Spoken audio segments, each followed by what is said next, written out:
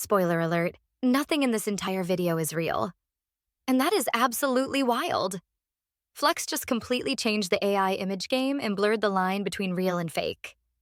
So, Flux One is a new open-source AI image generator developed by Black Forest Labs. Flux One is part of a broader suite of tools and is considered a big advancement in AI image generation, drawing comparisons to other popular models like Midjourney and Stable Diffusion. It is available for free and open source, making it accessible to a wide range of users interested in AI images. People are mixing it up with Runway Gen-3 and Kling to produce interesting videos, which, by the way, also does not look even a little bit fake. What makes these video models perform better is the quality of images Flux is producing. For better or worse, AI is advancing and getting more open source than ever. The possibilities are absolutely endless. For complete workflow, subscribe to our channel and comment AI. Also, join our Facebook community and be one of the very first to get the latest updates about artificial intelligence.